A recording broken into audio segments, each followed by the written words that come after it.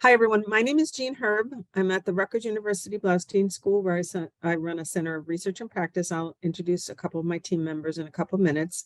For the purpose of today, we're going to be walking you through the third round of the Inclusive Healthy Communities request for proposals. We refer to the program as IHC, so you're going to hear that a lot today. Before we do anything else, we're going to take a minute and I'm going to ask my colleague Karen Alexander to share a short 3-minute video that gives you an overview of the program. Also, please indulge us. We tested all our technology yesterday and we ran into a little glitch just a couple minutes ago. So if we need your patience to let us run a couple of these videos that we'll be showing today, please just bear with us. So I'm going to stop sharing my screen and let Karen share hers to share this 3-minute video. Karen?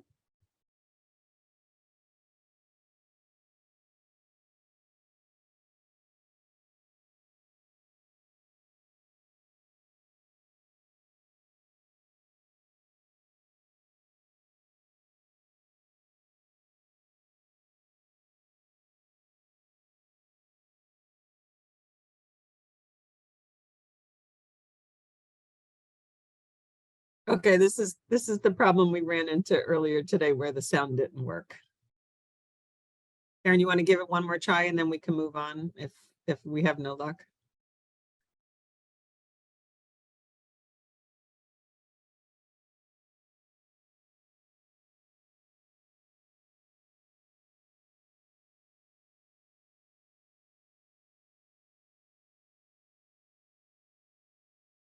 Okay, I'm sorry. We are without sound. So we're going to try to fix that as we move through the workshop because it's a really great video. So I'm going to ask maybe John and Rebecca to sort of troubleshoot a little bit offline to see if we can figure out the sound there, and we'll pull up the video in a little bit.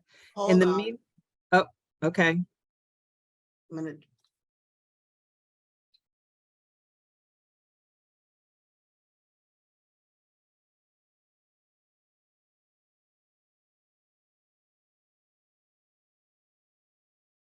Services to improve the health of people with no, you're good. Throughout New Jersey by creating healthy, inclusive.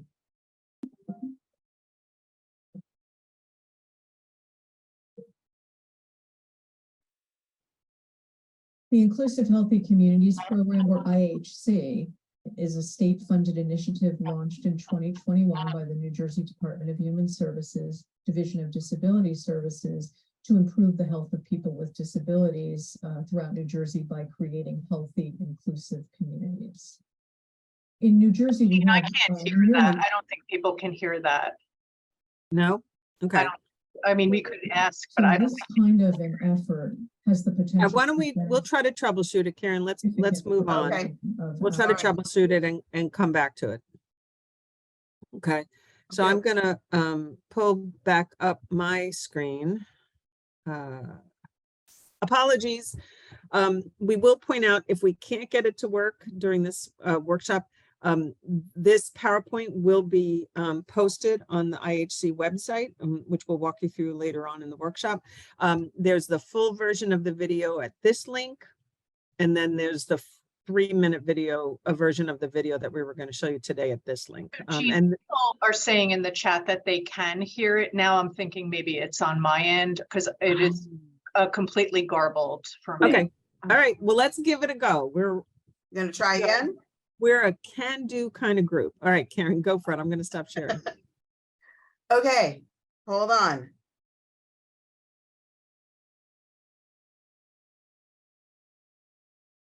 And I want to share sound.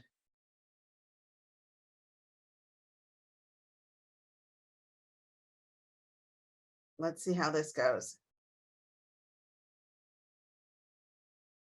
Residents.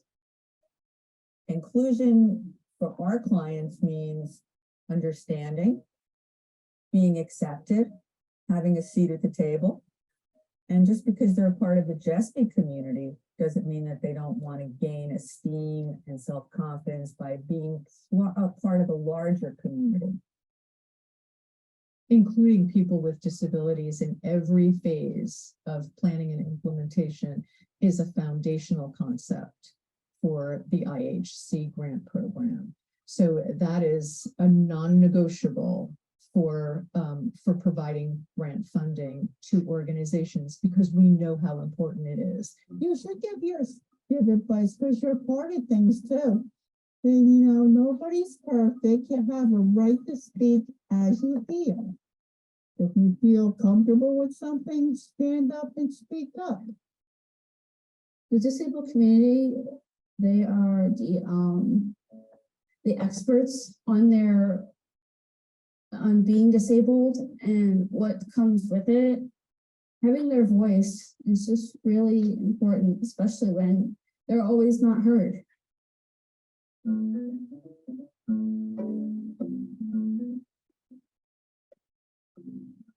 This is new and innovative work for New Jersey. We are asking our grantees to really consider and use the public health model of policy systems and environmental change, because we are looking for sustainable, wide range, systemic change. And so that's very different than creating a one-time project. And we're really looking for work that can be sustained after the funding has ended. The beauty of a community is its differences. And what we found at ALI is that we create spaces that are inclusive, welcoming, and engaging for all people. And what we see is that not only do students with disabilities thrive in these spaces, but students without disabilities thrive as well. This program embraces that notion that we are all better off when we include everyone, and our communities are a better place for it, and our people are healthier when they're engaged in a vibrant, diverse community. Okay, stop sharing. Back to you, Jean.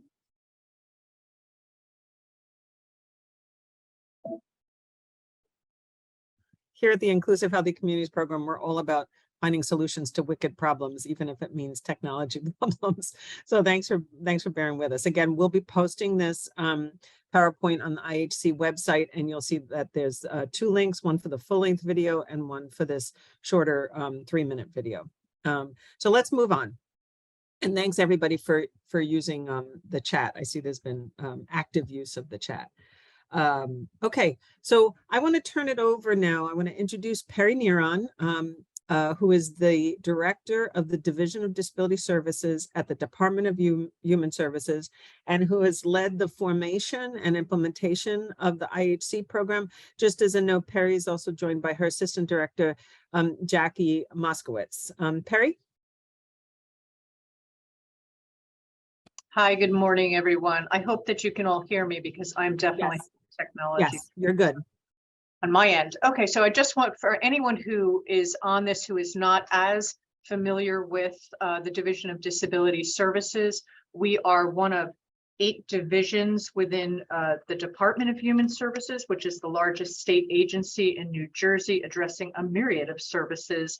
Our divisions include the Division of Developmental Disabilities, Mental Health and Addiction Services, Family Development, which administers the SNAP program, childcare, a whole host of things. Obviously, we're certainly known for Medicaid, aging services, deaf and hard of hearing, and blind and visually impaired. We are one of the smallest divisions, but we are small and mighty.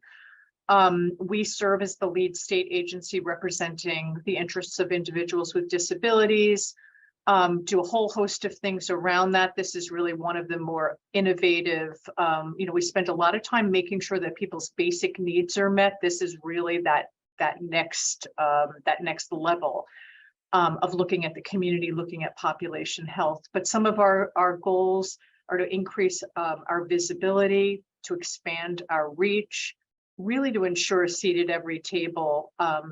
Love the mantra, nothing without us. I've also seen that nothing about us without us.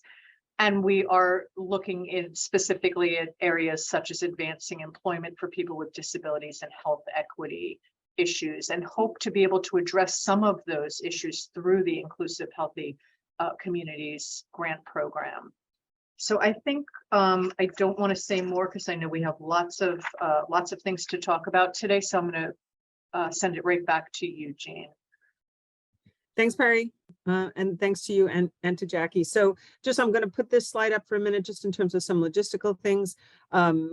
If you are looking to use the closed captions, you go to the bottom of your screen and you see where you can click on the settings, and it'll bring you to closed captions, and Rebecca and staff can come off mute if there's any additional instructions when they want to give. You'll also see that our ASL interpreter is already pinned, so you shouldn't have to do that. And so you should have easy access to her. For today, we're going to be using the chat feature for you to be able to put in questions. Sometimes we might be able to answer a question in the chat if it's something that's straightforward, but also my colleague Karen Alexander and will be monitoring the chat, and you'll see that she and I will be communicating, and she'll be giving me shout out on questions, and we'll make every effort to answer all the questions during this webinar as much as possible. And again, this webinar is being recorded and it will be posted so that anyone who is not able to participate will be able to watch it and have equal access to the information that's being presented today. So for today, again, the purpose of the workshop is to give you an overview of the IHC program. I see from the names of folks who are registered here that some of you have been in the IHC family. Others are new to the IHC family, so we're going to get everyone on the same page and give you an overview of the program. We're going to walk you through this third round of the IHC grant program. And then we will make every effort to answer questions that you may have. A couple things that we want you to know is that we are hosting an identical workshop the same time next Thursday, the 16th. You're welcome to attend both, but you certainly don't need to. The same content will be presented, and it will also be recorded.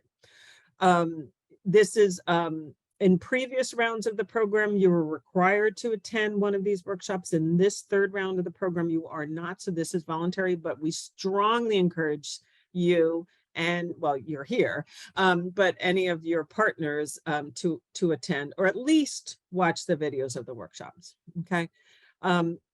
Here you're going to see us talk a lot about the brand new, new and improved Inclusive Healthy Communities website at www.inclusivehealthycommunities.org, where this recording will be posted.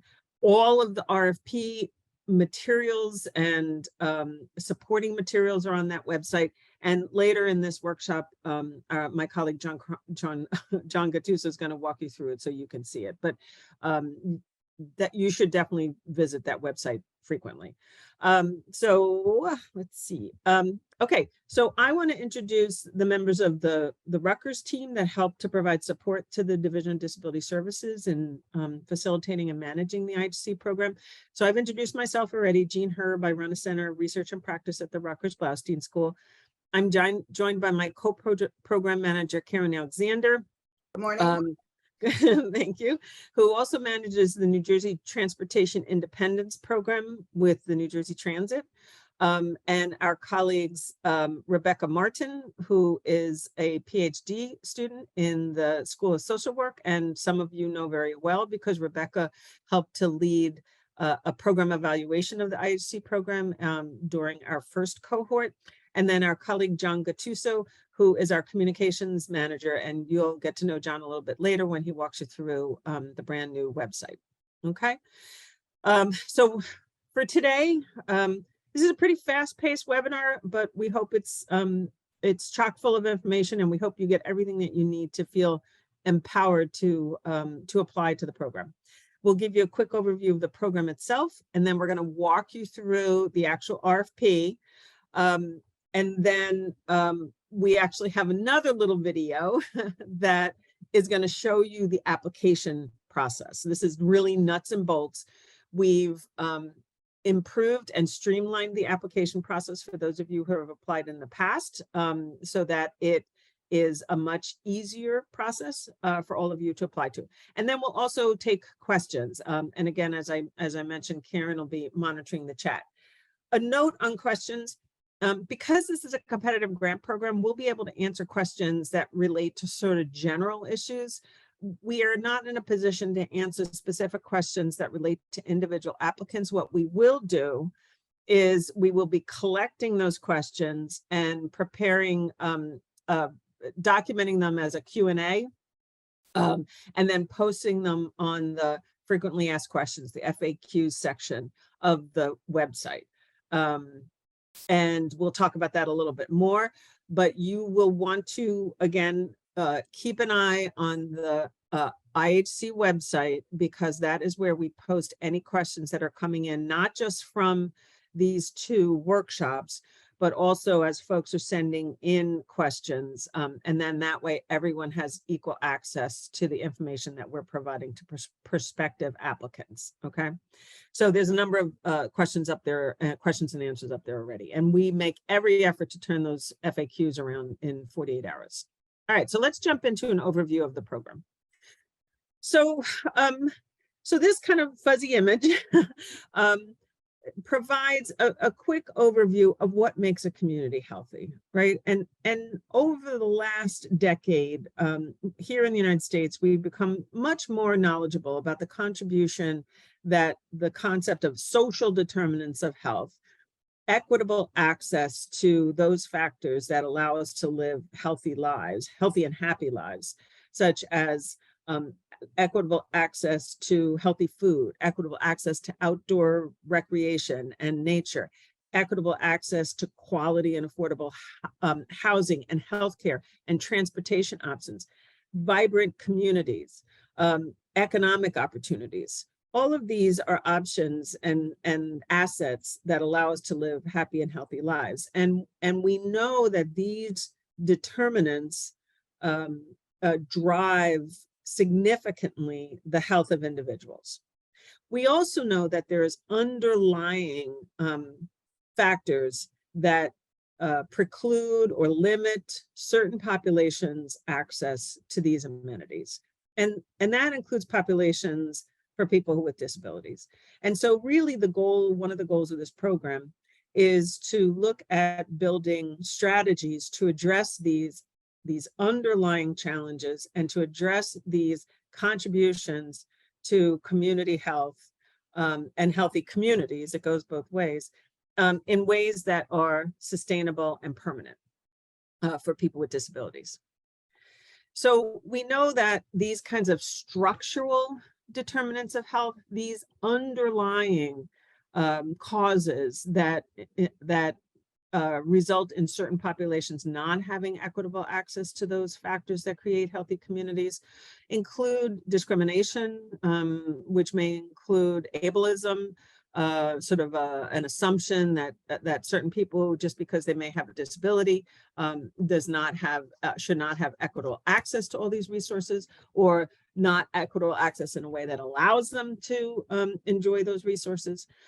Underinvestment in certain populations, including people with disabilities, and in terms of ensuring that that people with disabilities have all of the tools and resources and systems that they need to be able to enjoy the resources that are needed to live in a healthy community. And then processes that exclude certain populations, including people with disabilities, from participating in civic decision-making, from participating in efforts to address healthy communities and equitable access to the factors that allow us to live healthy lives. And so on this last one, in terms of disenfranchisement, it's the concept that making sure, as Perry said, that there's nothing about us without us in terms of ensuring equal access to decision-making, planning, and development of policy and systems that can improve access to healthy communities for people with disabilities. We know that here in New Jersey, as we said on the video, that approximately 21% of New Jersey adults have some form of disability. And these are data from the U.S. Centers for Disease Control and Prevention. And we also know the research is very clear that people with disabilities, for many different reasons that we don't have time to go into today, tend to suffer health disparities because of their reduced access to the conditions that allow us to live happy and healthy lives, right?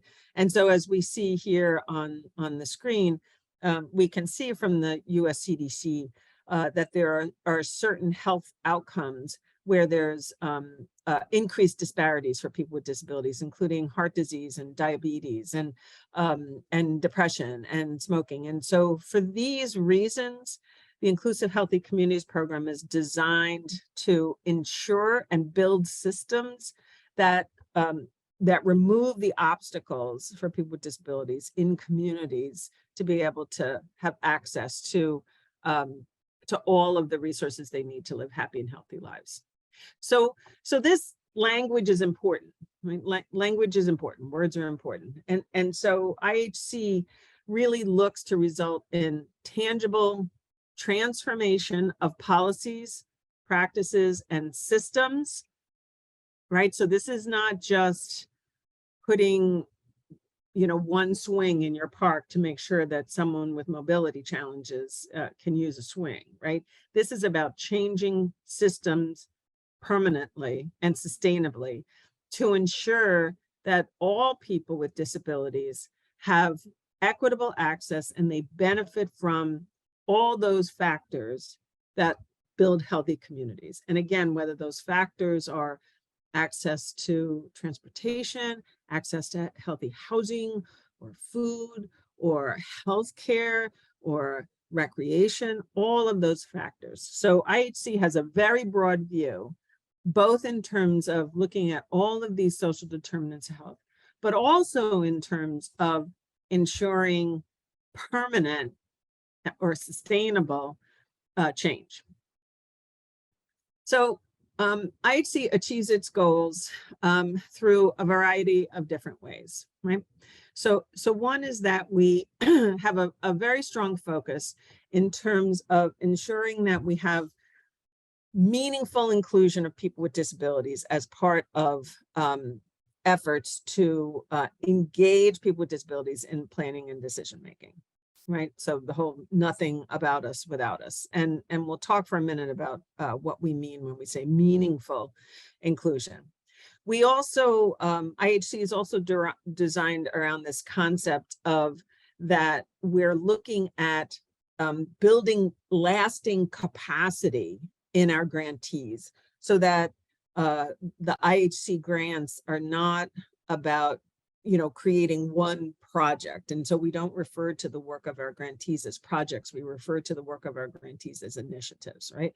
So this is strategic planning to be able to move towards the third item, which is the implementation of initiatives that are really drive policy and systems and environmental change.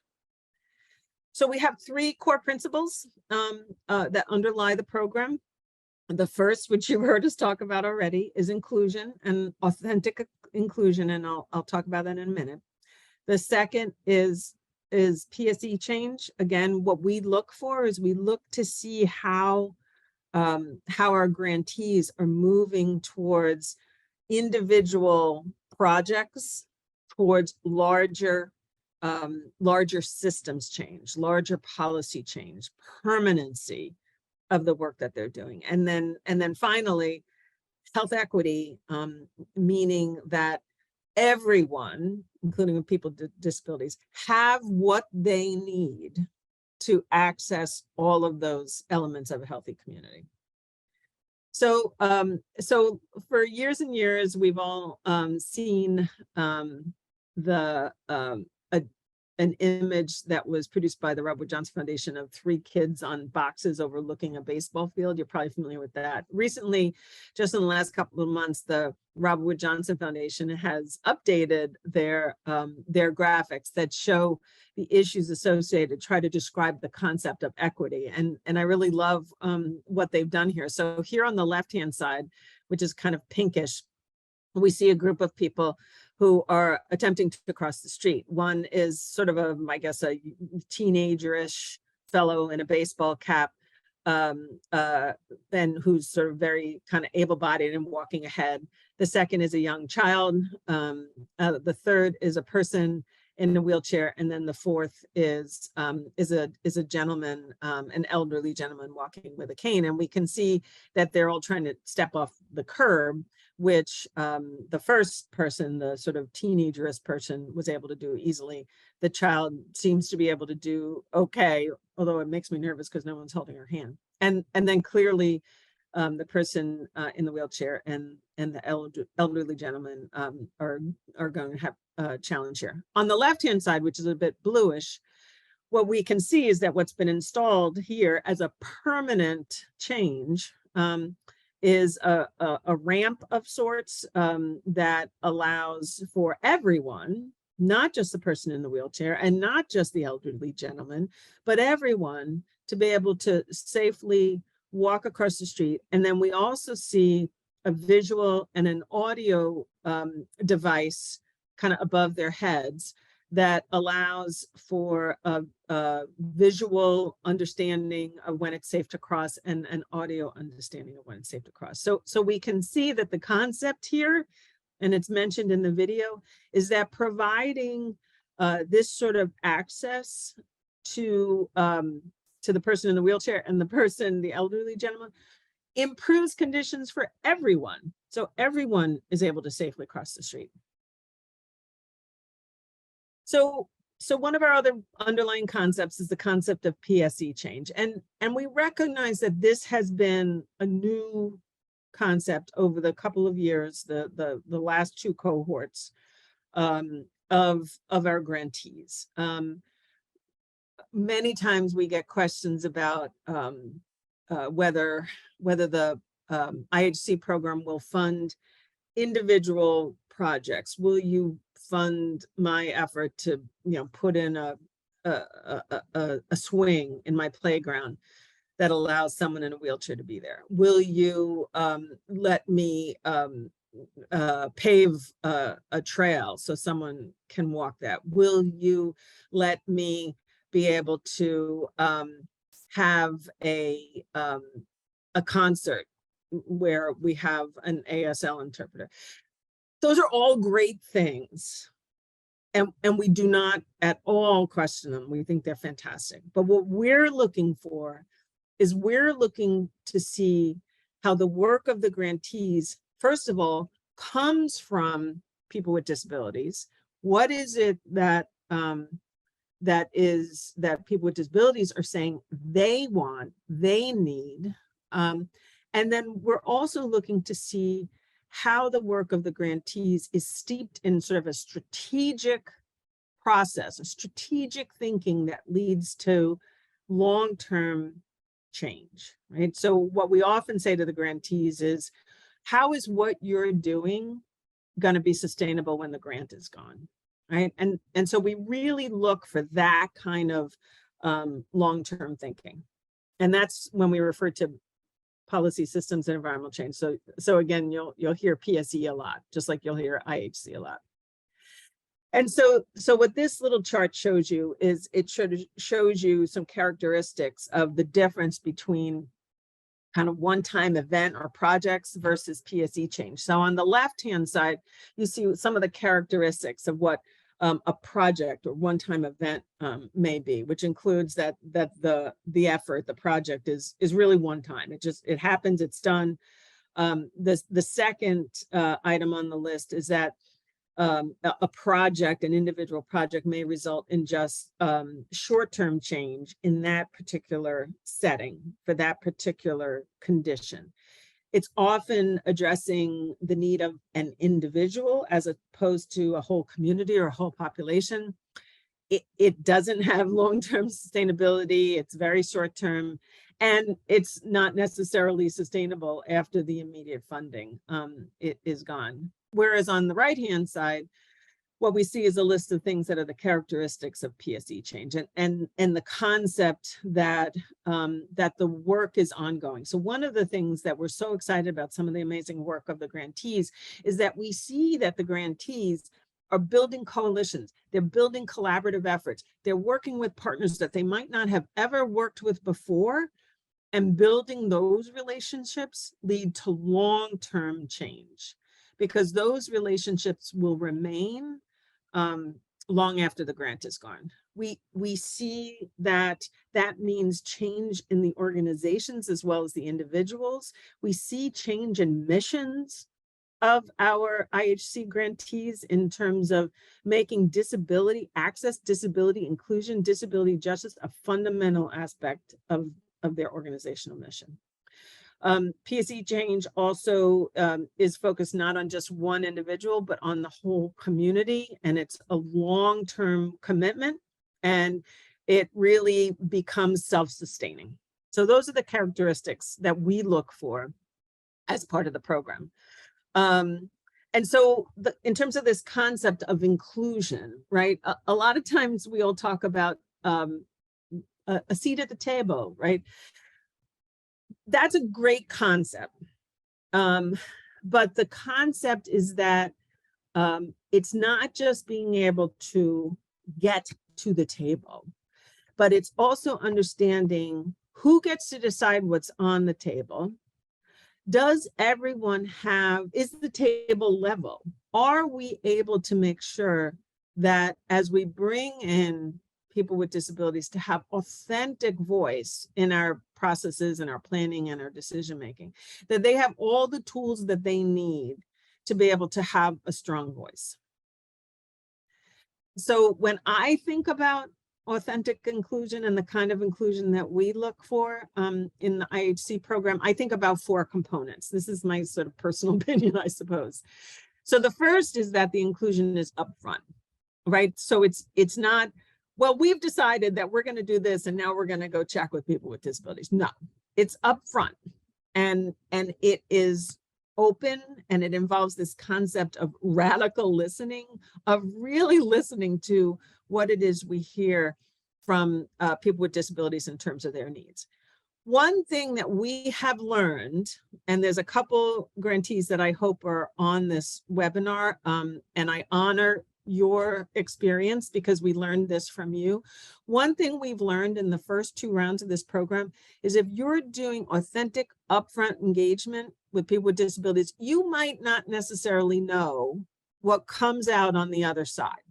So one of our current grantees was telling me a story how they were doing a lot of engagement of people with disabilities, and they assumed that the big issues in their community that they were going to hear about was access to healthcare, when in fact, it was about access to recreation and housing, right? So upfront is critical. The second element in my definition of authentic engagement is that it's fair, which means that if we're bringing in people with disabilities to essentially consult, just like you may be bringing in an engineering firm to consult on a project, that kind of consultative process deserves compensation. And so we look very much to see whether our grantees are doing work that's fair and that also brings in fair employment for people with disabilities. We look to see that engagement is ongoing. It's not a one and done, right, kind of thing. And then finally, we look to see that the engagement itself is really for learning processes, and it's not just for show, right? That it's authentic and that it's designed to really influence the initiative.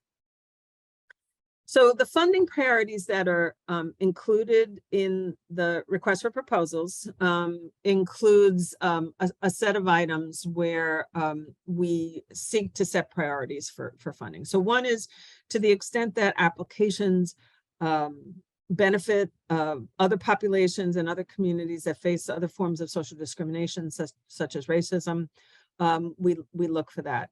We look to see your applicants are not required to have matching or leverage funds, but we certainly like to see that. We certainly have a strong preference to see that. And that could be matching dollars, but it can also be in-kind contribution, because that shows us that the applicant has skin in the game. We see that applicants, we like to see that applicants are working in locations where there's high need, which could mean a high proportion of people with disabilities, or where we see that there is a high degree of social burden or distress. We look to see where applications seek to involve people with disabilities as part of the team, as part of the workforce of the team. And then finally, we really do look to see where applications span more than one disability, and where the applicants seek to include benefits are inclusive of all or multiple forms of disability. So those are some of the things that we look for. So when we first started this program, when Perry Neron envisioned this program several years ago, the concept that we had was this was going to be a competitive grant program. You know, we were going to issue grants, we were going to put out grants, and that was it. But because of Perry's vision and leadership, but also because of the grantees in cohort 1, and you all deserve a shout out, this program became much more than just a competitive grant program. Because what we heard from the applicants, the grantees in cohort 1, was that they needed to build their own capacity, right? They needed to understand how to communicate and engage people with disabilities. They needed to better understand how to, well, at that point we were in the middle of the pandemic, but how to do that kind of hard engagement in ways when we weren't meeting in person. They talked about needing to understand concepts associated with policy and systems change, right? So we had some of the initial grantees were talking about how do we move civic processes at the municipal level to be able to involve and engage people with disabilities. So there were these sort of technical issues as well as process issues. And so for that reason, the program has grown for us to be able to offer trainings right now on topics that we hear from the grantees are important. And then also what we call the IHC Academy, where we're bringing in some of the grantees to talk about their experiences. So really trying to build the capacity of the grantees. And really in a lot of ways, what we're trying to do is build this family of practitioners in all our cohorts. And we'll talk about that in a little bit more. A second thing that's emerged from the leadership of the grantees is this concept of creating communities of practice. Like, who's working in this space? And have you cracked the nut? Is there something I can learn from someone else? And we're so proud of some of our grantees. I'm sorry to sound like a little bit of a mother hen, but we're so proud to see partnerships forming among the grantees to be working together in certain areas. We also are seeing now this concept, I'm here on this box that says DDS as a leader of PSE change. What we're learning is that our grantees are uncovering important challenges facing with people with disabilities to have access to healthy communities. And it's not necessarily a thing that one grantee can solve. It's a wicked problem. It's a bigger problem, right? And so one example was we certainly learned in the first cohort about challenges associated with increasing access to outdoor recreation, right, from a couple of our grantees. And so DDS has been working with the State Department of Environmental Protection, and that work is ongoing to try to look at ways to change state policies and programs to be able to address that issue. And another example is that DDS is working with the New Jersey Hospital Association to look at a broader issue of how do we create a strategic vision in this state for hospitals and healthcare systems to more robustly employ people with disabilities, because we heard that from grantees too. So this, I could go on and on, but those are just two examples of where the IHC program, the work of the grantees now starts to bubble up to DDS in terms of DDS being a leader to also advance policy and systems change.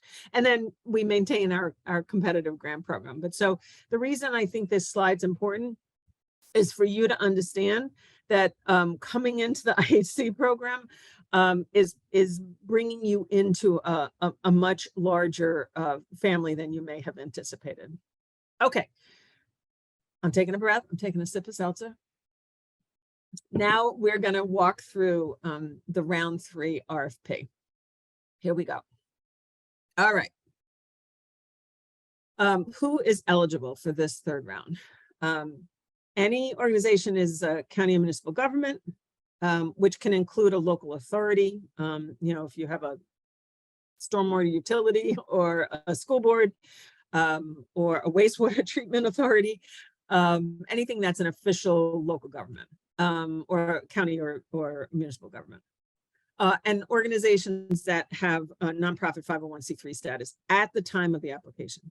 All right, this third bullet is one that has confused many people, so let me be clear on this. You are not eligible if you were the lead applicant on 2 consecutive IHC grants. So that means round 1 and round 2. If you were the lead applicant in round 1 and round 2, or the lead grantee, the lead awardee, you are not eligible. And the reason for that is because we want to spread the wings of the IHC program and we want to bring in more partners. Okay, but because of that, if you're not eligible for this reason, yes, you may be a partner on another organization's application. Okay, hope that's clear.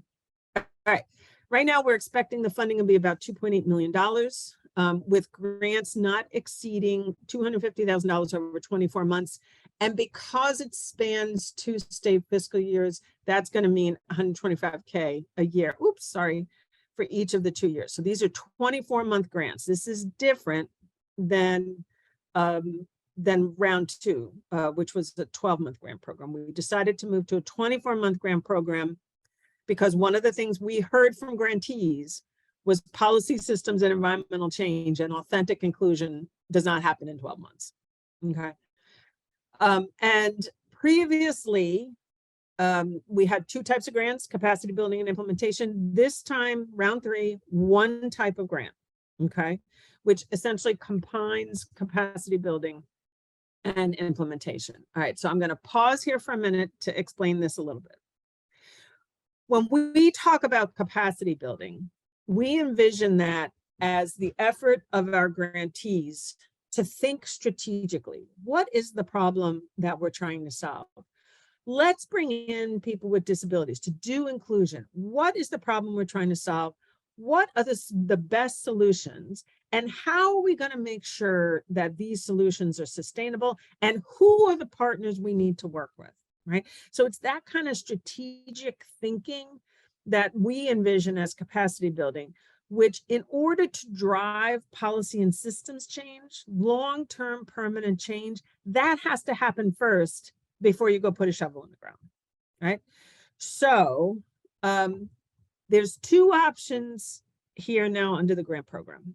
If your organization previously received a capacity building grant, whether it was in round 1 or round 2, in your application, you're going to tell us what you did to build your capacity, so that we can see, okay, they've been thinking about capacity building, they've been thinking about inclusion, they've been thinking strategically, they've been thinking long-term, they've been thinking about policy change, and they're ready to go, right? If you did not previously receive, I'm on this second bullet, a capacity building grant, then for your round 3 application, we want to see that you're devoting at least 25% of your budget and 25% of your time to capacity building, right? Thank you. All right, this is a very long list of allowable costs, which we can talk about if anyone really needs to. I think a couple things that I will note is that we're capped at 10% for indirect costs, or at Rutgers, we call it facilities and administration costs. And there's no lobbying is one big, you may not use funds for that purposes. I think I have a slide on this next topic I want to mention. Oh, no. So let me stress something here. We've seen grantees in the past who did not think ahead in terms of what are the costs that may be associated with full inclusion of people with disabilities, right? So you may need to include funding for translation services. If your building is not accessible and you're having meetings with people with disabilities, you may need to include funds to use a different facility, right? Okay. You may need to have an organization that can review your materials and ensure that, or your website or whatever, to make sure that it's accessible for people with visual impairments, right? So you need to take some time and think ahead for what you're going to be doing for 24 months and think about all the costs that might be associated with your work, and particularly with your work on inclusion. Okay, now we're really getting down to nuts and bolts. You must, any applicant must submit a letter of intent, and my next slide gives you a schedule, and we're going to walk you through how to do that. If you do not submit a letter of intent, you're not eligible to apply. So you must submit a letter of intent. The letter of intent is not for us to give you feedback, you know, that we love your idea or we think you should adjust your idea. Rather, the letter of intent is for us to get our systems in place to efficiently and effectively process the applications. But it's really important. So you got to do it. You must use the online application process that we're going to walk you through. It's a lot easier than in the past if you have applied previously. And you must use that online application process, which will have you include a proposal narrative, and we give you a template to use. We're really trying to make your lives easier. You must include your audit or other financial documents. You must include your budget using a spreadsheet template that we give you. Again, trying to make your lives easier in terms of being able to complete a template, right? And in this case, it's going to be a template for a 24-month budget. And then I apologize, this should be 13. There's 13 appendices that are listed on page 18 of the RFP. You must combine them into a PDF and you must submit those as well. We know that those appendices have given heartburn to applicants in the past. And I'm sorry for that, but you got to submit them. I'm not sure what else to say. Okay. If you're awarded, you must submit quarterly in progress and financial reports. Again, we make every effort. We like to say that the IHC program is not a gotcha, right? So we want your time and energy and money to go to your important initiatives, not, you know, filling out paperwork. And so these quarterly progress reports we put together as a Google survey, and you complete the Google survey, and that counts as your quarterly progress report, right? So we really try to minimize burden here. My team at the Law Student School meets remotely with our grantees just by Zoom to be able for each quarter to understand your progress. And again, this is not a gotcha. This is tell us what's going great. Tell us where you're having struggles. Tell us how we can help you, right? So it's a conversation. And then on page 20 of the RFP, here, number 6 on this list, is there's a list of documentation that you're required to provide if you receive an award. So these are the requirements under the program. These are the encouragements under the program, not requirements, but encouragements. We will be having, I'm sorry, this should be June. I apologize. It's a June in-person meeting. It's likely to be June 27th. We're zeroing in on the date. And it'll be in person, likely on the Rutgers campus in New Brunswick. So again, that's an example, you know, you want to be, because this is a 24-month grant program, you're going to want to build in your budget attending that June 2024 meeting, right? So future meetings, if there's costs associated with you attending. This meeting is great. We did it the first time last year, because prior to that, we were in the pandemic. And this coming June, it will include the IHC round 1 grantees, the current grantees, and then anyone who is awarded a grant for round 3. And it's a huge opportunity for networking, getting to know each other, building communities of practice, troubleshooting, having fun, and some trainings, okay? We encourage you to participate. You're not required to in the different kinds of trainings and other capacity building programs like the IHC Academy that we offer. And those are open to the public and to pull in, you know, your team and others.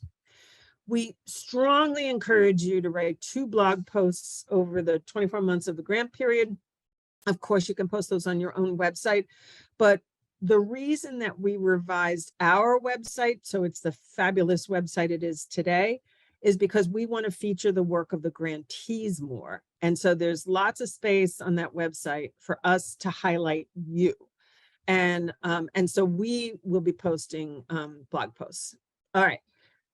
So if you have questions that don't get answered today, you can email them to this special email address, ihc@ejb.rutgers.edu. And then we will be posting the questions and answers on the IHC website, the www.inclusivehealthycommunities.org.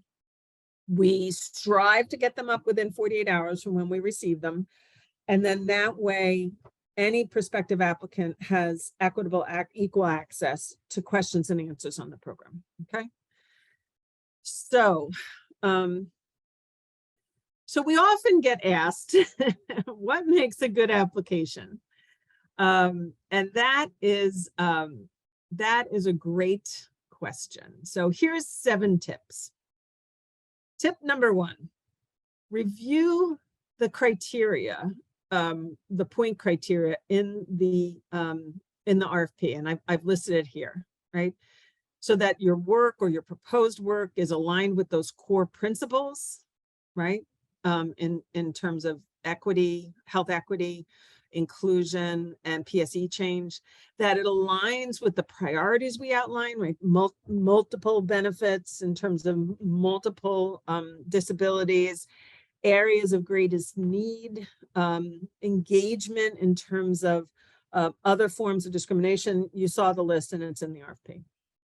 That your scope and work plan are clear, that you're building collaboration. And again, we believe that collaboration is one important factor to long-term, permanent, transformative change.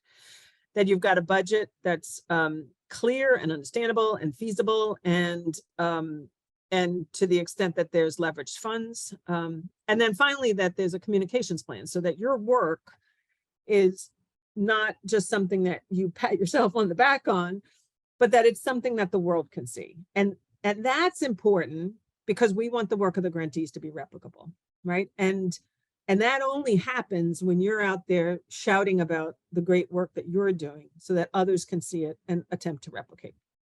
Okay, so get to know the review criteria. That's tip number 1. Number 2, make sure you're thinking about those core principles and funding priorities, okay? Number 3, again, I mentioned this, think for 24 months, consider your full costs, attending the June in-person meetings, barrier-free facilities, ASL interpreters. Really think about what costs are going to be involved.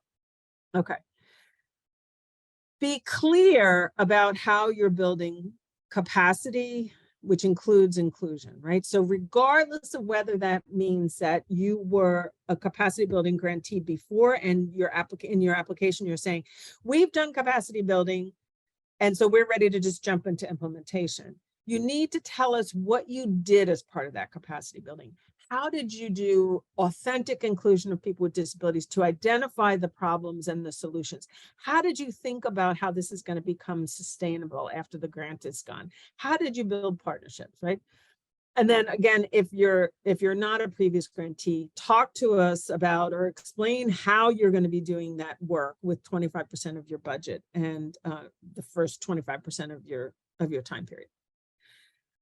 Explain how your work is not just an individual project. Explain how it's going to lead to transformative PSE change. Okay.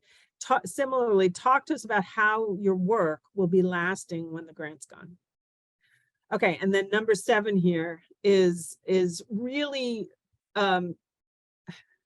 writing clearly on a couple key topics. 1, what is the problem you're trying to solve?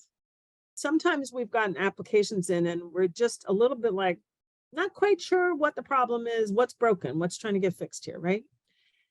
The second bullet on this list is be clear about what you're doing.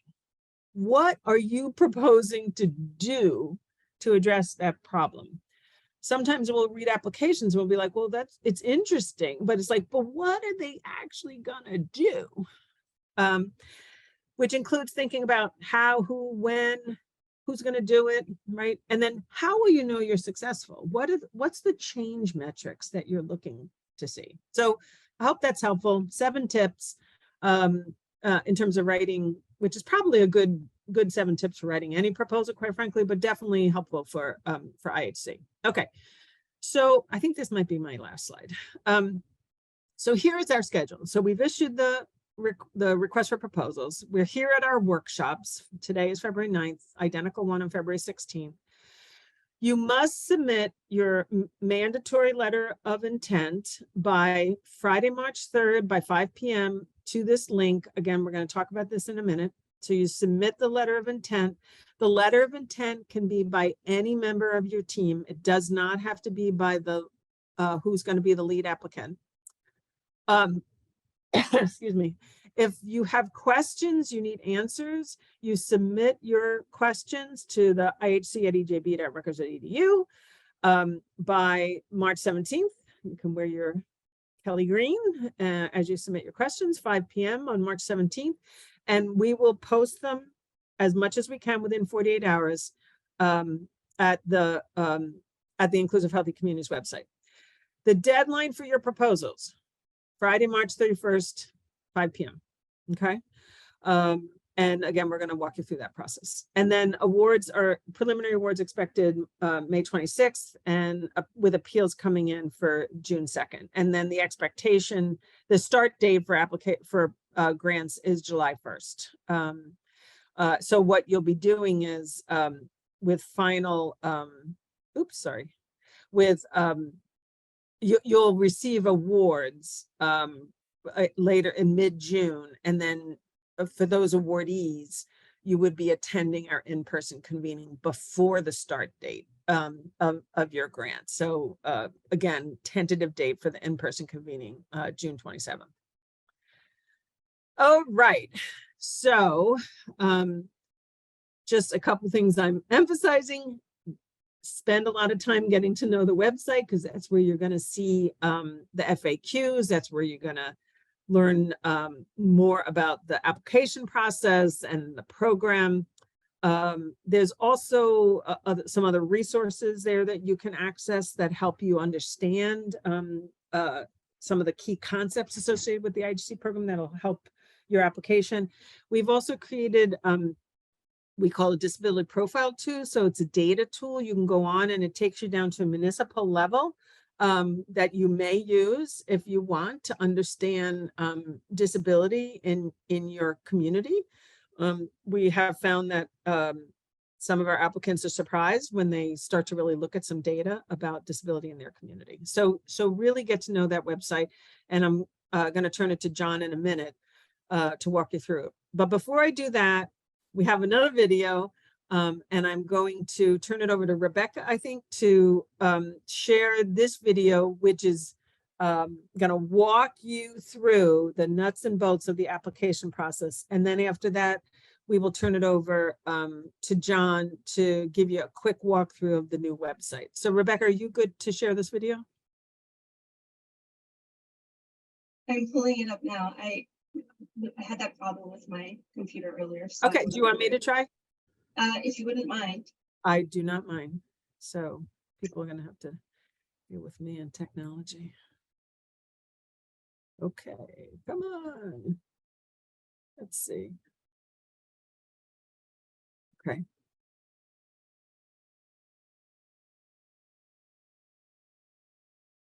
This tutorial will show you how to. All right, give me a minute.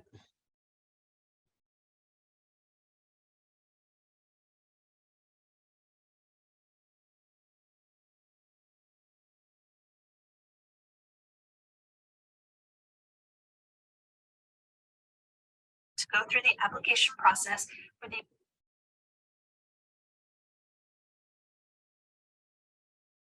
This tutorial will show you how to go through the application process for the Inclusive Healthy Communities Grant Program, from submission of your letter of intent through your final application submission. Hopefully this will help.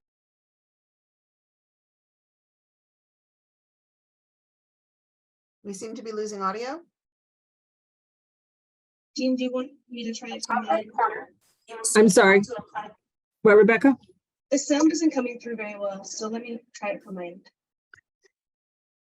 As long as it Okay. doesn't- Apologize, everybody.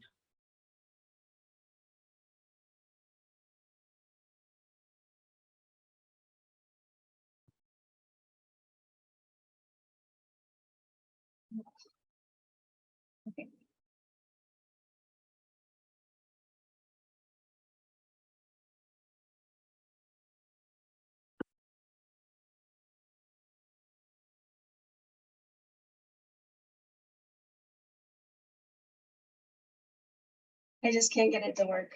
I'm John, sorry. you want to give it a try? That's okay. Someone here, we're gonna can do with a can do. I'm going to team. share my screen and I'll give it a Thank whirl. you, John. You bet.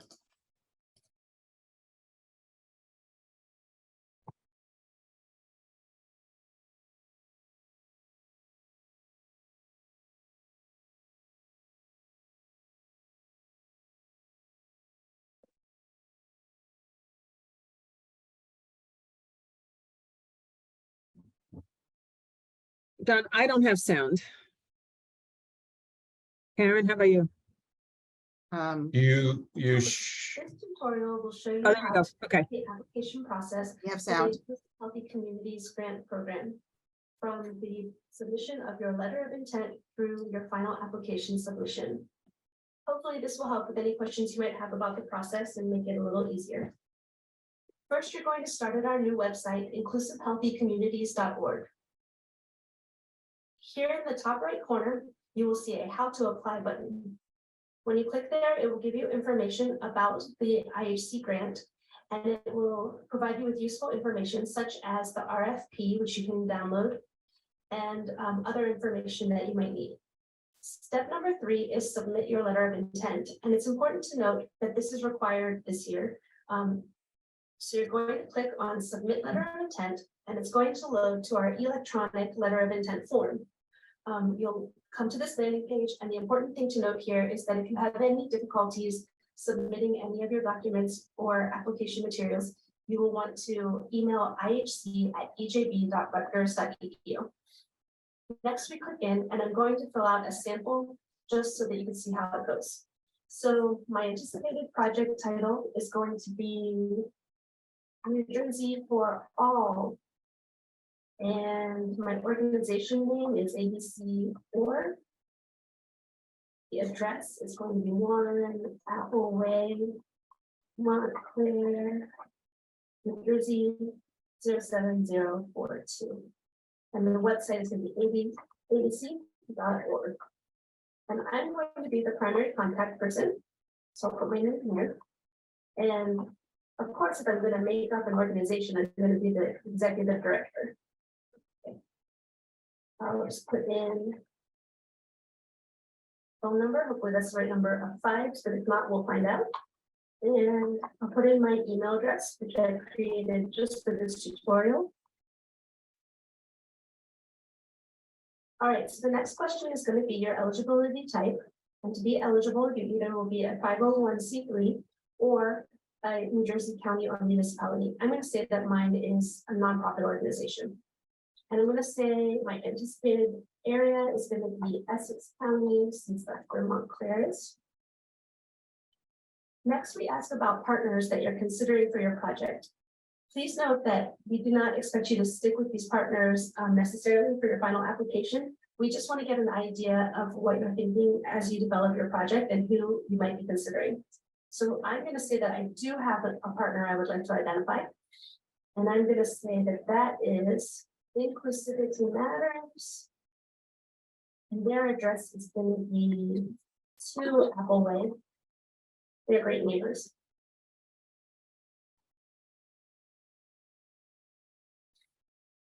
All right, and their website is going to be im.org.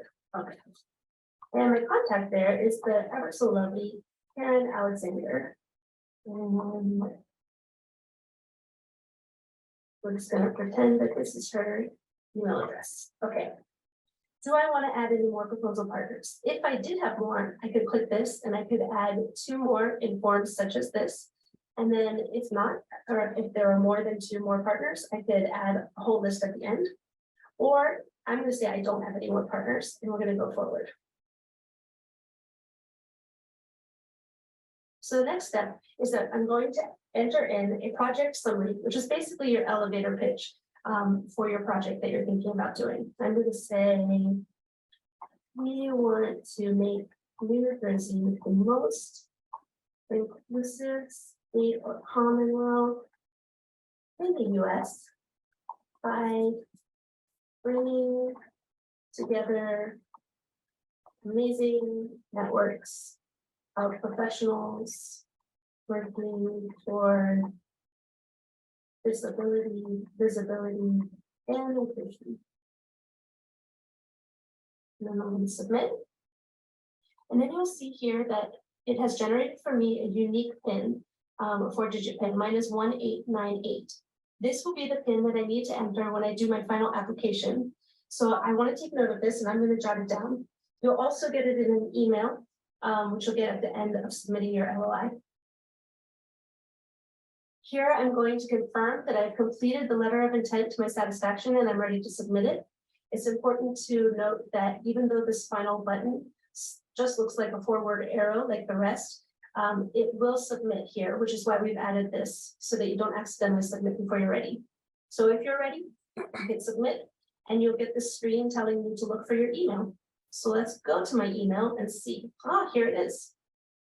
Okay, so this email includes a few important things. One is my 4-digit PIN, which is right here, which I'll keep handy for when I make my application. There are 2 templates that are included, the proposal cover sheet and application template, which is a Word document that will need to be converted to a PDF before submitting, and the budget template, which is an XLSX Excel document where you can do your budgeting.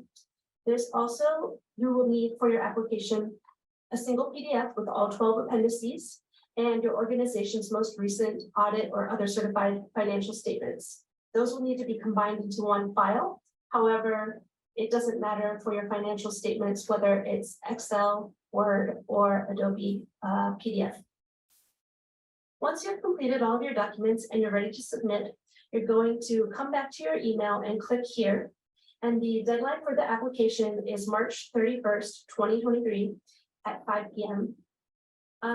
Additionally, if you have any questions about the RFP process that might come up as you're going through it, please submit any questions you have by March 17th to the ihc@ejb.rutgers.edu email address, and all answers will be posted to the IHC website, which is also linked here. Finally, in the bottom of your email, you will have a copy of what you have submitted that you can print or save for your records. Okay, so you have now prepared all of the application materials that you need, including your narrative application and your budget.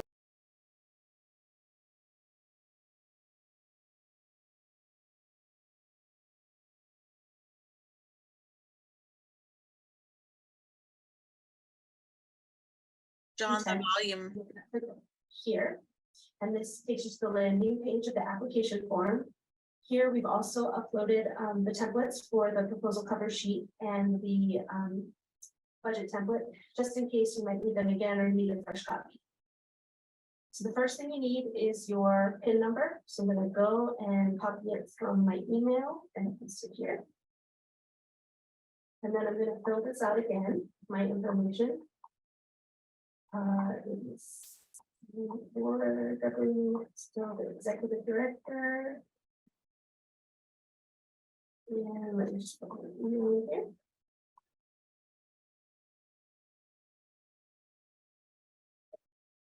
Again, we've enabled the back button just in case you want to make any changes.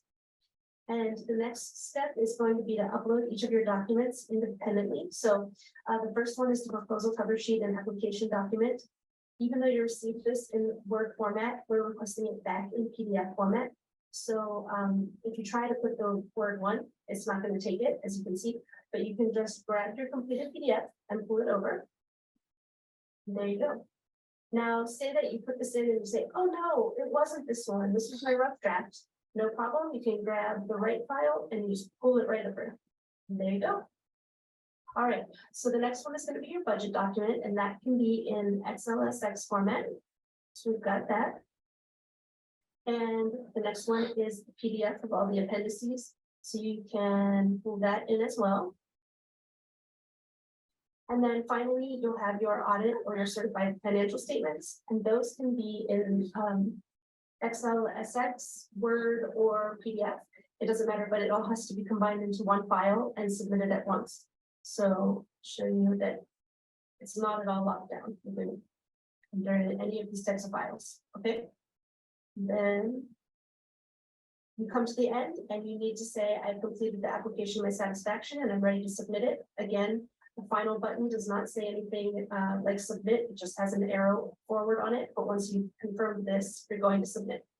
So you click it and then you get your thank you message. And we do very much thank you for putting in your application. And then we come back to our email and you will also receive an email that will tell you that we've received your submission.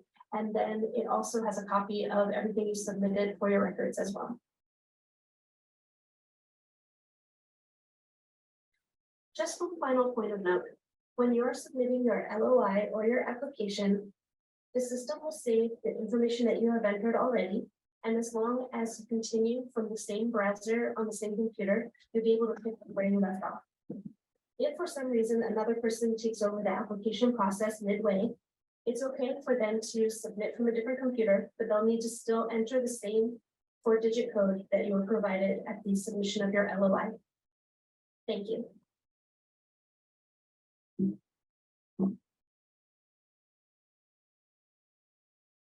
Thank you. What I'd like to do now, and then this is the end of our formal program, is, and again, all this is going to get posted on the website, is I'd like to turn it over to John Gattuso just to take a couple minutes and in real time share the brand new Inclusive Healthy Communities website so that you can use it as a resource, you know, in general, but also as part of any applications. John?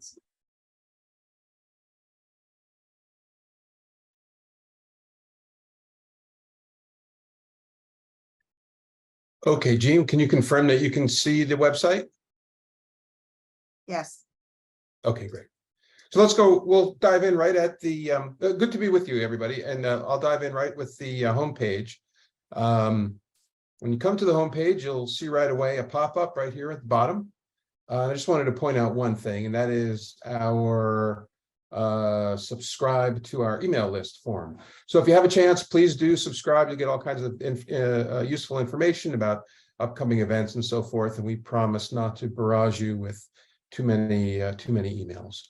Right. So the homepage itself is a good place to get some background information. If, for example, you're looking to see what some of our current or previous grantees are working on, come right down here to our IHC projects section. We'll have a look at that real quick, and you'll see a gallery of our various grantees, and you can click on any one of those. and you'll see a brief description of what they've been doing with their IHC grant. Let me go back to the homepage. Right. Farther down the homepage, you'll see a listing of upcoming events. Click on that real quick. There we are. So we've got 3 coming up. You can get a brief description and register for those. These are really great. I really encourage you to take a look. And if you'd like to see some of our previous events, you can do that as well.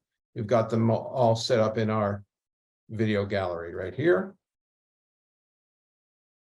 So we've got, what, 5 or 6 set up right now. We'll be adding a couple more real soon. And there you are. You can watch these videos. Right, back to the homepage again. Oops, whoops, scrolling down a little farther. Here's the latest news about the IHC program.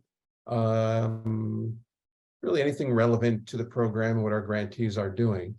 And you can also see the blog posts that our grantees have been doing. So if you want like a first-person view of how this program unfolds for the grantees, some of the challenges they've been facing, their solutions, and so forth, this is the place to do it. I'm gonna click on there real quick, give you a look. This one is from an organization called Young Audiences. Right. Let's go back to the home page, and I'll direct you to the page that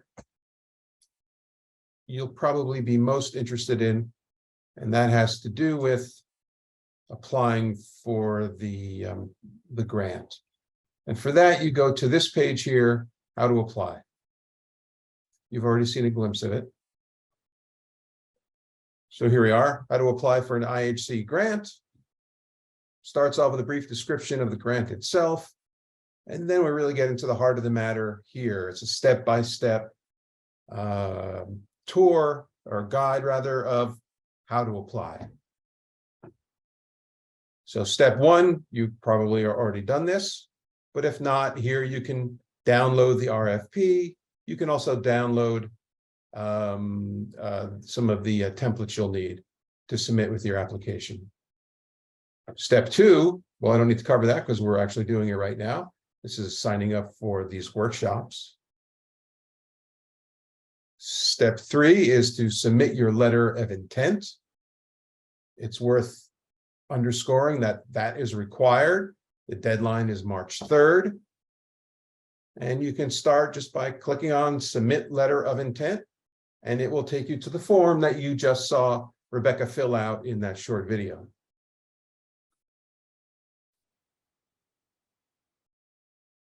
Step 4 is submitting questions about the RFP. If you have any questions, you can use this form to submit those questions. And what will happen is within 2 business days, the question and an answer will be posted on this website. And I'll show you where in 1 second. And by the way, deadline for questions is March 17th. So a day or 2 after you submit your question, you can search for it. Just scroll down a little bit. You'll come to the questions and answers section. And here are all the questions we've received so far, about a dozen or so. This is great information for you to take a look at because your question may have already been asked and answered. And you'll find it here. I'm going to scroll back up. Step 5 is completing your proposal, submitting it rather. You can't do that directly here. You'll get a link in the confirmation email after you submit your letter of intent. And then the final step has to do with the announcement of the preliminary awards, filing an appeal, and the final announcement of awards. I'm going to show you one more section before I close up. And that's all the way at the bottom here. We have a section devoted to additional resources. So this is a broad array of general information. especially if you're new to working in this field, you'll find lots of great background information here, having to do with best practices and protocol, pertinent issues, and much more. So there's a real wealth of information here. All right, that's the website. I'll show you one last thing. That's the contact page. Just a traditional contact page, but here's the email address. Once again, if you have questions, that's the place to send those questions. Thanks so much. And Jean, I'll pass it back to you. Thank you so much, John. So that's really our formal presentation. I'm looking at our colleagues at the Division of Disability Services. I'm looking at my colleagues on my records team. Folks, did we miss anything? Is there anything else we want to point out? I think we're good. That's a lot of information. Harry? Yeah, I just want to say one thing. So in previous years, I didn't specify this, but you know, the department is really very strict about this this process. And in previous years, lots of colleagues that I've worked with over the years who might have been applying for this have emailed me and asked questions. And I just want you to know that I'm not rude. I am actually not permitted to respond during that period once the applications have been submitted. So we really have to go through the Q&A and really follow the process to the letter of the law in order to be really fair to all of the applicants. So I just wanted to say that up front because I definitely ignored lots of emails from people that I really like. Thanks, Barry. Okay, Karen, are there questions in the chat that we can answer today? Again, I'll emphasize we're in a position where we can answer questions that are sort of general. If it's a question that's specific to an application, we're collecting those and we'll be posting those on the IHC website as part of the FAQ. So let's see, today is Thursday. So the intent would be for those to be up on Monday. So Jean, most of the questions I've gotten so far, I've been able to reference people back. I noticed. Great job. Thank you. FAQs or to specific pages in the RFP. Okay. I have 4 questions so far that I think are in the category that you've described that are specific to a proposal or a concept for a proposal that we would be addressing in the FAQ. Okay. Okay. Great. So we'll be responding to those in the FAQs. Yeah, and we have had one thing come up and there's been some chatter back and forth about if I want to submit a letter of intent, but I don't know who my partners are yet. And there's a button that you can say, I don't know, that says no, and you can proceed through the LOI, but it sounds like we're going to take a second look at that and make sure that the language and stuff is clear because a couple people had questions. Okay. Yeah. Is that And correct, again, I want to Rebecca? go ahead, Rebecca. Sorry. Yes. Okay. It seems that the button is functioning, but perhaps the language isn't clear enough. So people feel like they maybe need to fill it out, but don't have that yet and are uncomfortable moving forward. So we'll make sure that it's clear. Yeah. And again, let me just emphasize again that two things. One is, excuse me, what you put in the LOI, you're not bound to. So if you think, if you say, I expect to be partnering with, SusieQ.com organization and that doesn't work out, that's okay, right?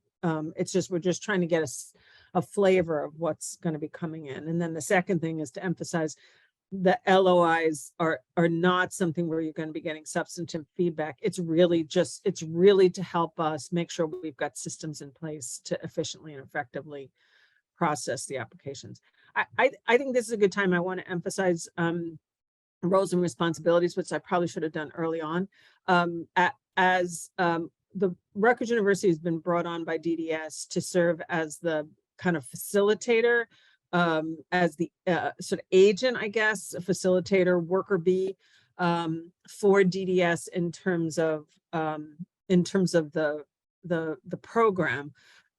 All decisions regarding the grant applications, all authority regarding that resides with DDS. So while the Rutgers monitors, we pull in the applications, we process the applications, we prepare them for DDS. It's DDS's decisions in terms of funding. So that's sort of an important distinction.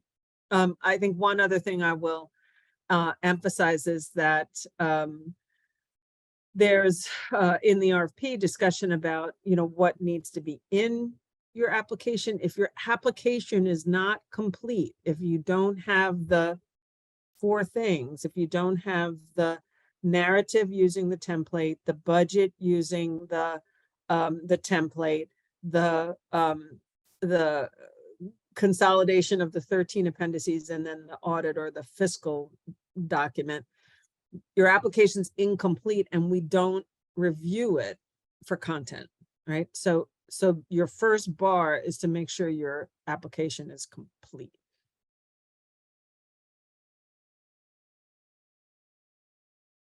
So let's see, I say it's 11:30. Everyone's probably starting to get hungry. Well, I think we're, in terms of the formal program, we're done. I think our team will stay on for just a little bit longer in case we see any more questions come into the chat.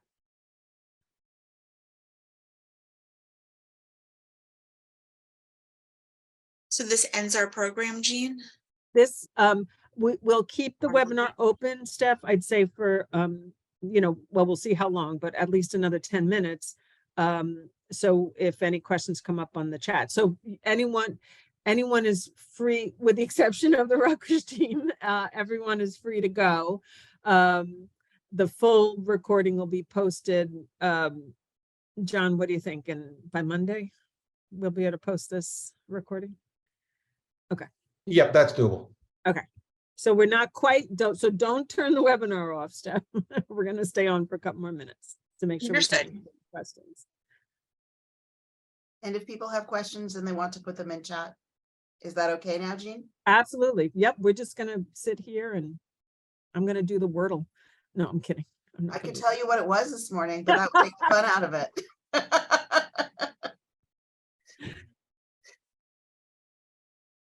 You can do spelling bee after that. I'm terrible at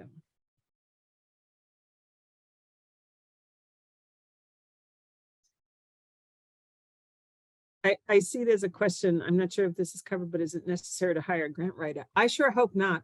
I hope that all the input we've given you today, your ability to send in questions through the FAQ, what we'd like to think is a pretty streamlined process for applying is work that an organization can do on their own. If you don't feel you have the capacity and you need to bring in a grant writer, that's certainly your choice to do so. But our sincere effort here is to make this a process that is not burdensome.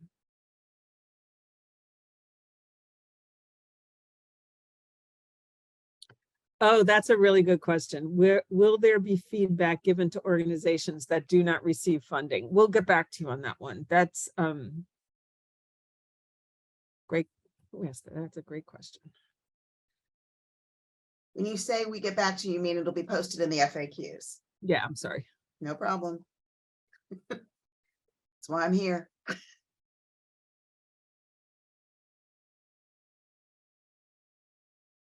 And if you are someone who is in cohort 2 and you were in cohort 1, you have received emails from us asking you to complete the doodle poll for the in-person meeting, which is why we haven't confirmed June 27th yet. Let us know if you need that doodle poll link again, but we really want to finalize that date in the coming days.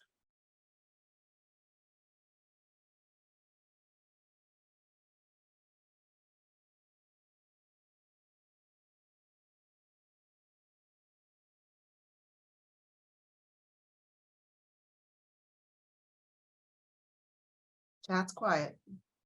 It does seem quiet. And I see we're down. There are still 39 attendees that are still present in the webinar. Yeah, let's give it to 11:45. Okay. So everyone will stay on till 11:45 if you've got additional questions. Maybe they're doing the Wordle. I was thinking, Questions in the chat that we did not get to? I think they're mostly questions, Perry, that are about individual applications, so we'll pull them into the FAQs. Right.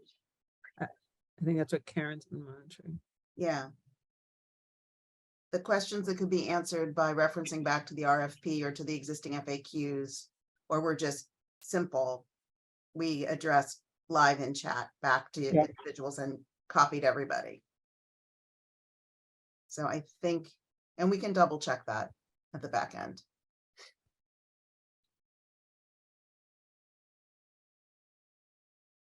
No, it won't be seen negatively if you don't name partners in your LOI. Again, the LOI is really for administrative purposes. It's really for us to say, oh my gosh, we're going to have 5,000 applications and each application is going to have, 1,500 partners. We need to hire an army to get ready for this. Jean, do you see the question is letter of intent for the entire 24 months plan? I mean, I Yes. think that's a safe one just to say the letter of intent means you are applying and it is a 24-month Yes. period. Yes. Yeah, and if you submit a letter of intent and you decide not to apply, that's okay too. What you can't do is you can't submit an application if you haven't submitted a letter of intent.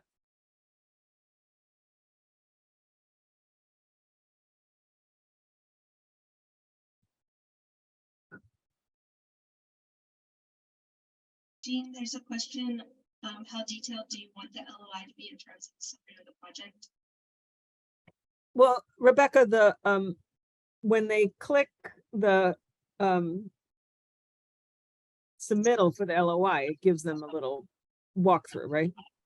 There is a little blurb of what should be Yeah. included.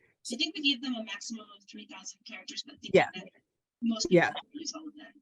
So again, for the person who asked the question about how detailed do we want the LOI to be, when you click on that link to submit the LOI, there's essentially, it walks you through it and it's not detailed.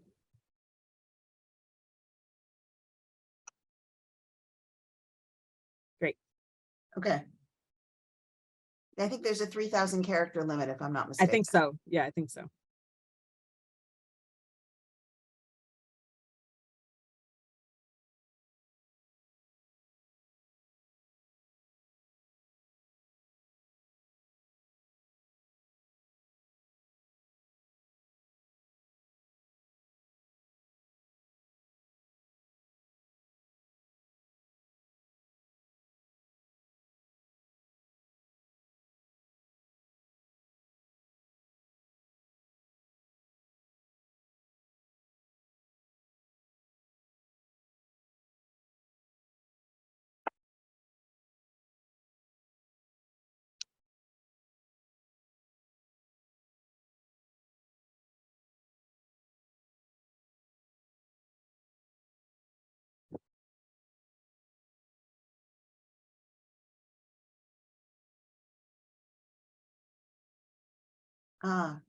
So Angela Calzone asked, or Calzone, will we be posting the PowerPoint?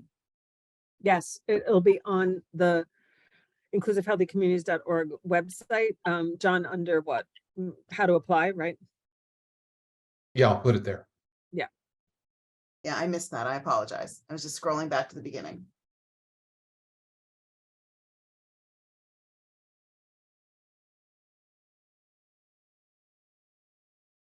What if I started an LOI but didn't complete it? Rebecca, can you take that one? Sure. If you started an LOI, but you didn't complete it, and you would like to complete it, if you use the same browser on the same computer, you should be able to open the link again and it'll take you to where you stopped.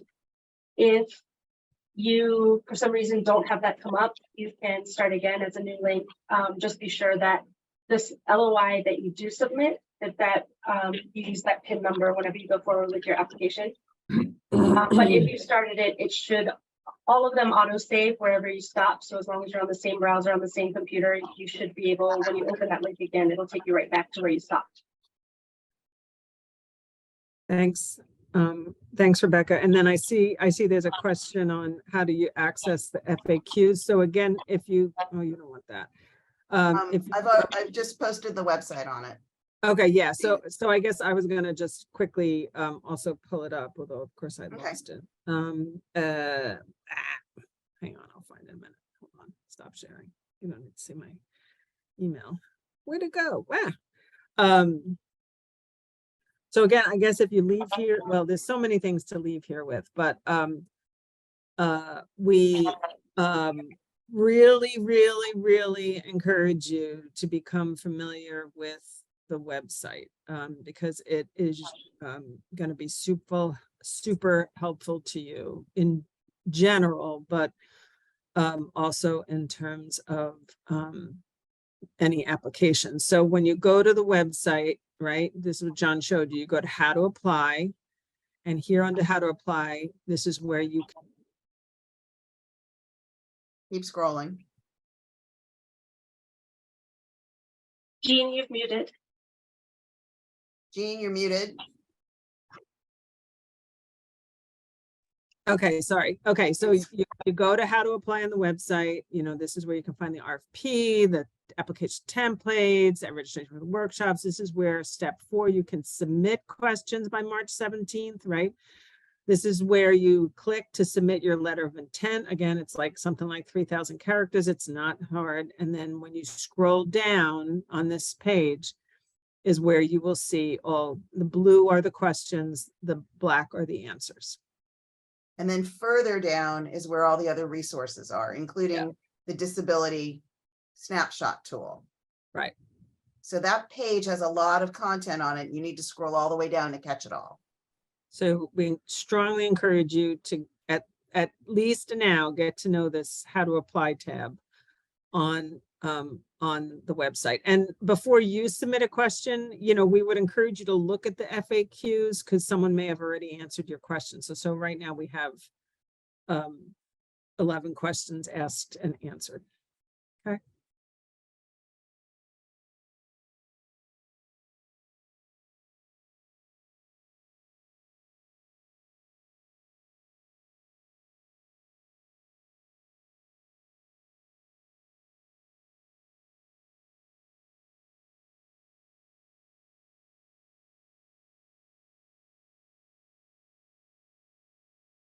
Okay, so I think I'm going to wrap us up. I want to give a quick thanks to the Division of Disability Services, not just for making this 3rd round of the grant program available, but for their amazing leadership in conceiving and implementing this bold program. I want to thank my colleagues at Rutgers for putting together this workshop and for helping to ensure that this program is of high quality and for putting up with me. And I want to thank our ASL interpreters for joining us today. And a big shout out to Stephanie Cozy, who I still call Stephanie Crozier, for keeping us on the straight and narrow. Thank you. Thanks, everybody. Take care. Bye-bye.